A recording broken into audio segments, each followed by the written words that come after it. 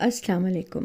اورنگزیب عالمگیر متقی، دیندار، عادل، پابندی شریعت اور محنتی بادشاہ، جس کے عہد میں مغلوں کی سلطنت کابل سے چاٹگام تک اور تبت سے راسکماری تک پھیل گئی۔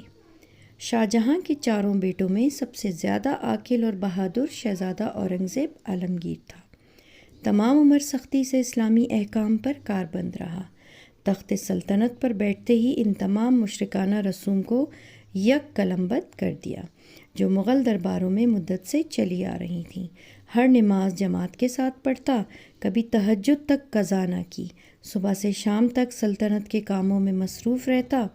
90 برس کی عمر میں بھی لشکروں کے ساتھ جنگ کے میدانوں میں گھومتا رہا اور عام سپاہیوں کی طرح ہر قسم کی سختیاں جھیلیں۔ اپنے ذاتی خرچ کے لیے خزانہ شاہی سے کچھ نہ لیتا، بلکہ قرآن پاک لکھ کر اور ٹوپیاں سی کر اس کی اجرت اپنی ذات پر خرچ کرتا۔ اورنگزیب عالمگیر کے حکم سے فقہ اسلامی کے احکام فتاوی عالمگیری کے نام سے مرتب کیے گئے، جو اب تک فقہ حنفیہ کے نہایت مستند کتاب سمجھی جاتی ہے۔ چونکہ اورنگزیب خود عالمی دین تھا، اس لیے اس نے ملک کے بہترین علماء کو خود منتخب کر کے یہ کام ان کے سپرد کیا اور ہر روز جتنا کام ہو جاتا تھا اس پر نظر ثانی خود کیا کرتا تھا۔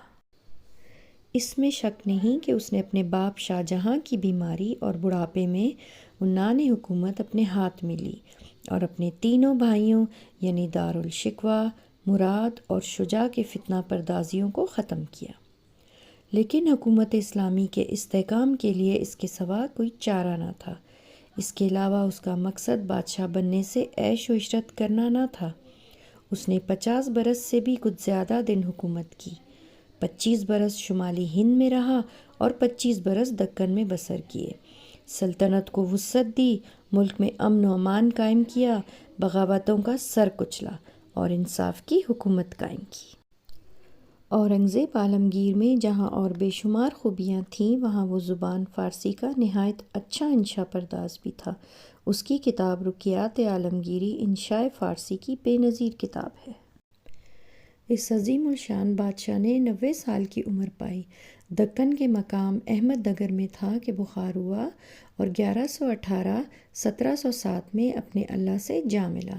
وصیت کے 4 روپے 2 آنے کی رقم جو میں نے ٹوپیاں سی کر جمع کی ہے، اس سے کھدر کا کفن خریدا جائے اور قرآن لکھ کر جو 305 روپے کمائے ہیں وہ خیرات میں دے دیے جائیں۔